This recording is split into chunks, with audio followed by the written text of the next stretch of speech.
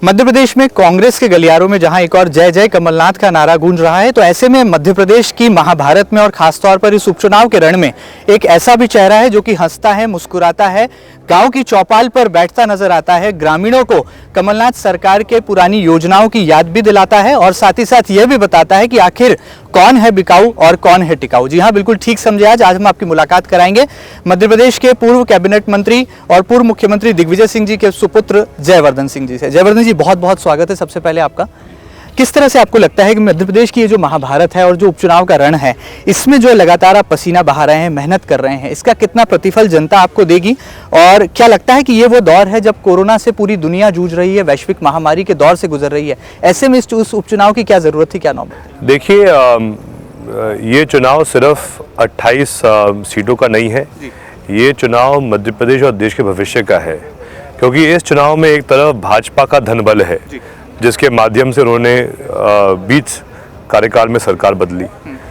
दूसरी तरफ कांग्रेस पार्टी का और कमलनाथ जी के साथ जो जनबल है वो हमें पूरा विश्वास है कि आम जनता हमारे साथ है, क्योंकि इस बात की सहानुभूति है सब जगह कि कमलनाथ जी को सिर्फ 15 महीने मिले थे और उन 15 महीनों में उन्होंने बहुत सारे ऐसे विकास कार्य करके दिखाए जो भाजपा के लोग 15 साल में नहीं कर पाए। तो हमें पूरा विश्वास है कि 3 नवंबर को जब मतदान होगा तो कांग्रेस पार्टी को एक तरफा जीत मिलेगी और पुनः कमलनाथ जी मुख्यमंत्री बनेंगे। ज्योतिरादित्य सिंधिया ने भारतीय जनता पार्टी का दामन थामा तो कांग्रेस में एक ऐसे युवा नेतृत्व की तलाश की जाने लगी जो कि ज्योतिरादित्य सिंधिया की मास लीडरशिप को कवर अप कर सके, और वो मास लीडरशिप इन दिनों मध्य प्रदेश में आप बनाते नजर आ रहे हैं। अलग अलग विधानसभाओं में सभाएं लेते हैं, जनता के बीच जाते हैं। किस तरह से लोगों का प्रतिसाद मिल रहा है, रिस्पॉन्स? जी, मैं मानता हूँ कि सिंधिया जी को कांग्रेस पार्टी ने बहुत कुछ दिया जी। 20 साल सांसद रहे, 5 साल केंद्रीय मंत्री रहे जी। मेरे खुद उनके साथ बहुत अच्छे निजी संबंध रहे हैं जी। हम सब उनको मध्य प्रदेश में बहुत ही बड़ा नेता मानते थे, लेकिन जब उन्होंने बिना किसी को बताए पार्टी से इस्तीफा दिया जी, वो भी कांग्रेस के सरकार के बीच कार्यकाल में, तो सबको लगा कि एक बहुत बड़ा धोखा हुआ है कांग्रेस के साथ भी और जनता के साथ भी। मूल बात यह है कि जहाँ तक सवाल कांग्रेस का है जी, हमारे तो एक ही नेता है, वो कमलनाथ जी हैं। और मैं शायद बात कर रहा हूँ कांग्रेस पार्टी के एक कार्यकर्ता की तरफ से कि हमारा तो एक ही सपना है कि 10 नवंबर को जब परिणाम घोषित होंगे तो पुनः कमलनाथ जी मुख्यमंत्री बने, और इसी सपने को साकार होने के लिए हम सब प्रयास कर रहे हैं। ज्योतिरादित्य सिंधिया से जो दोस्ती की बात आप कर रहे हैं, वो दोस्ती अब भी कायम है, वो दोस्ती टूट चुकी है दल बदल? देखिए, वो तो जैसा मैंने पहले कहा कि वो मुझसे उम्र में काफ़ी बड़े हैं और मैं उनको हमेशा बहुत मानता भी था, लेकिन अब क्योंकि वो अब एक अलग विचारधारा से जुड़े हैं, एक अलग पार्टी से जुड़े हैं, तो निजी संबंध अलग बात होती है, लेकिन राजनीतिक स्तर पे तो जो है हमको हमारी बात रखनी है जनता के बीच में। अच्छा, आप गांव-गांव चौपाल जा रहे हैं, कमलनाथ सरकार की योजनाओं की याद दिला रहे हैं, कभी आप जनता के बीच में बैठ जाते हैं, कभी नुक्कड़ सभाओं के तौर पर जो बड़ी चुनावी सभाएं लेते हैं, और कभी आप सरदार बन जाते हैं। ये कौन सा अंदाज़े बयां है और ये कौन सा दिल जीतने का फॉर्मूला है जयवर्धन सिंह? नहीं साहब, वो तो क्या है, देखिए, अलग अलग विधानसभा क्षेत्रों में अलग अलग प्रकार के स्वागत होते हैं, अलग अलग प्रकार के सभाएं होते हैं, चाहे वो अशोकनगर हो, गुना हो, आगर हो, इंदौर हो, या कहीं मालवा में कहीं और हो, ग्वालियर चंबल में हो। हर ज़िले की, हर संभाग की अलग एक पहचान होती है।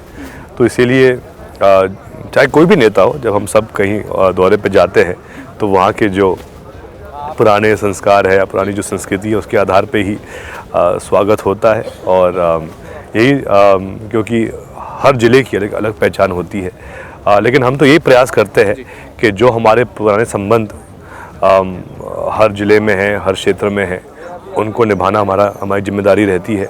और साथ में जनता को इस बात का एहसास भी दिलवाना है कि लोकतंत्र में जिस प्रकार से लोगों ने हत्या की है लोकतंत्र की, वो जनता कभी नहीं स्वीकारेगी।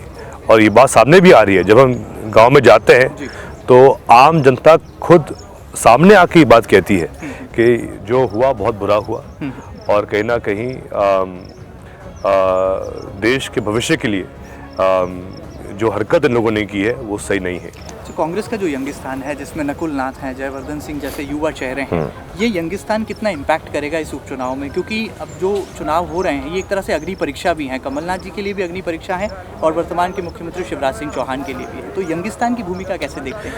देखिए, जहाँ तक सवाल प्रदेश के युवाओं का है, देश के युवाओं का है, हर युवा भी ऐसी सरकार चाहता है जो पूरी निष्ठा के साथ और पूरे ईमानदारी के साथ काम करे, जो कभी भी भ्रष्ट ना हो। और यही आज साबित किया है कांग्रेस ने।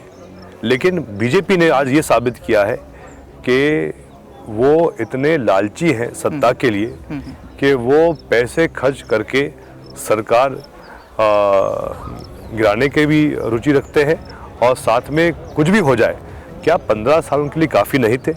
अगर कांग्रेस को 5 साल मिल जाते और जिस तेज गति से कमलनाथ जी काम कर रहे थे, उससे सिर्फ प्रदेश का भला होता। लेकिन इनको कहीं भी प्रदेश का भला नहीं दिख रहा था। इनको सिर्फ लालच थी और भूख थी सत्ता की, जो कभी सही नहीं रहता, अच्छा नहीं रहता। जनता ये बात समझ रही है, युवा ये बात समझ रहा है। युवा चाहता है कि शिक्षा के अच्छे अवसर मिले, रोजगार के नए अवसर स्थापित हो, और ऐसी नीतियाँ कमलनाथ जी बना रहे थे। तो कहीं ना कहीं इस पूरे जो कुछ भी हुआ है पिछले घटनाक्रम जो हुआ है पिछले 6-7 महीनों में, इसमें कहीं ना कहीं युवाओं में भी बहुत आक्रोश है। जिस प्रकार ये आक्रोश आपको लगता है वोटों में तब्दील होगा? 101% होगा। अच्छा, ये बताइए कि इन दिनों मध्य प्रदेश में टिकाऊ, बिकाऊ, गद्दार, ये सब शब्दों का इस्तेमाल हो रहा है। आपकी नज़र में मध्य प्रदेश की राजनीति का सबसे बड़ा गद्दार कौन है? देखिए, जिन लोगों ने जनता के वोट बेचे हैं, जिन लोगों ने जो लोग विधायक बने थे 2 साल पहले कांग्रेस के चुनाव चिन्ह पर, जिन लोगों को कांग्रेस ने मंत्री बनाया, अगर वही लोग बिना किसी को बताए उन्होंने पद से इस्तीफा दिया, पार्टी बदली और अब उम्मीद कर रहे हैं कि वही जनता इनको वापस वोट दे, लेकिन दूसरे चुनाव चिन्ह पर, जनता को ऐसे आप गुमराह नहीं कर सकते। जनता पूरी बात समझ रही है कि ये लोग स्वार्थी लोग हैं जिन्होंने ऐसी हरकत की है। पहली बार प्रदेश के इतिहास में ऐसा हुआ है कि चुने हुए निर्वाचित विधायक ने वोट बेचा है, पद बेचा है, पार्टी से इस्तीफा दिया है बीच कार्यकाल में। तो जनता पूरी बात समझ रही है और ऐसे जो लोग हैं जिन्होंने गद्दारी की है कांग्रेस के साथ तो की है, लेकिन जनता के साथ भी की है, इनको जनता कभी माफ नहीं करेगी। आप पूरे प्रदेश के दौरे पर हैं लगातार। ग्वालियर, जिसे कि सिंधिया का गढ़ कहा जाता है, वहाँ भी होकर आए। तूफानी जनसंपर्क आप कर रहे हैं, अलग अलग प्रत्याशियों के समर्थन में जो है जनता का समर्थन ले रहे हैं। क्या लगता है, मामा और महाराज की जो जोड़ी है, ये कोई चुनौती है कांग्रेस पार्टी के लिए, कमलनाथ जी के लिए? देखिए, हम बात करें 2 साल पहले की, तो मामा जी ही महाराज जी को गद्दार बुलाते थे। हम बात करें 2 साल पहले की, तो महाराज जी ही कहते थे कि मामा जी आपके हाथों पे तो किसान का खून है। अब दोनों साथ घूम रहे हैं, तो जनता समझती है आज का जमाना। तो शिव और ज्योति की जो एक्सप्रेस कह रही है, शिव ज्योति एक्सप्रेस। देखिए, कतनी और कन्नी बहुत बड़ा अंतर होता है। अभी तो क्योंकि सबका स्वार्थ लगा है दाम पे, तो सब लोग ये बस सब बातें कहेंगे। लेकिन जो आज का ज़माना है, जब हर चीज़ रिकॉर्ड होती है व्हाट्सएप पर, जब पुराने रिकॉर्डिंग, पुराने वीडियो सब फ़ोन पे रहते हैं, जनता के पास ये रिकॉर्डिंग है जहां शिवराज जी सिंधिया जी के परिवार को गद्दार कहला रहे हैं। रिकॉर्डिंग है जहां सिंधिया जी भरे मंच पर कह रहे हैं, सभा में कह रहे हैं कि शिवराज सिंह जी आपके हाथों पर तो किसानों का खून है।